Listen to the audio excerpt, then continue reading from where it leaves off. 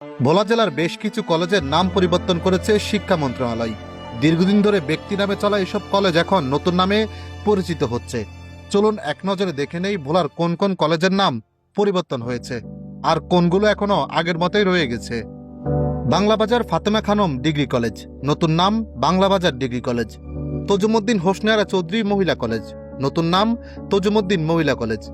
Haji Mohammad Nurul Islam Chowdhury degree college, নতুন নাম Lalmohan degree college.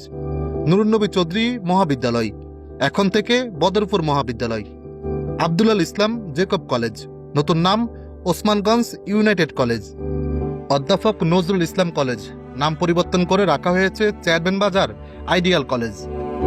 Nilima Jacob মহিলা কলেজ, এখন থেকে দুলারহাট মডেল কলেজ। দক্ষিণাইচা অধ্যক্ষ নজরুল ইসলাম কলেজ, নতুন নাম দক্ষিণাইচা কলেজ। অধ্যক্ষ Nazrul Islam teachers training college, এখন থেকে Bhola teachers training college. Sakuchia Abdul Islam Jacob college, নতুন নাম সাকুচিয়া মহাবিদ্যালয়। তবে এখনো কিছু শিক্ষা প্রতিষ্ঠানের নাম পরিবর্তন হয়নি, অর্থাৎ তারা এখনো ব্যক্তি নামেই পরিচালিত হচ্ছে। সেগুলো হলো হাফিজউদ্দিন মহাবিদ্যালয়, Reba Rahman degree college, Altajur Rahman college, Naziur Rahman college, Daulat Khan সরকারি, আবু আবদুল্লাহ কলেজ।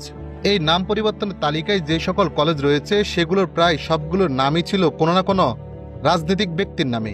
কারো নাম রাখা হয়েছিল বাবার নামে, কারো মায়ের নামে, আবার কারো নিজস্ব প্রভাব বা রাজনৈতিক পরিচয়ের কারণে। কিন্তু এখন রাজনৈতিক পালাবদলের সাথে সাথে এসব প্রতিষ্ঠানের নামও বদলে যাচ্ছে। কেউ হারাচ্ছে নিজের নাম, আবার কারো নাম অপরিবর্তিত থেকে যাচ্ছে, হয়তো তাদের সুদিন এখনো চলছে বলেই। কিন্তু প্রশ্ন একটাই, এই ধারাবাহিকতা কি সারা জীবন চলতে থাকবে? আজ ক্ষমতা থাকলে নাম থাকবে, আর ক্ষমতা না থাকলে নাম মুছে যাবে। এটাই কি আমাদের শিক্ষাঙ্গনের ভবিষ্যৎ? আমাদের এখনই ভাবতে হবে। শিক্ষা প্রতিষ্ঠান কোনো ব্যক্তির নয়, এটা সমাজের, জাতির। রাজনীতি নয়, শিক্ষা হোক নামের মূল পরিচয়।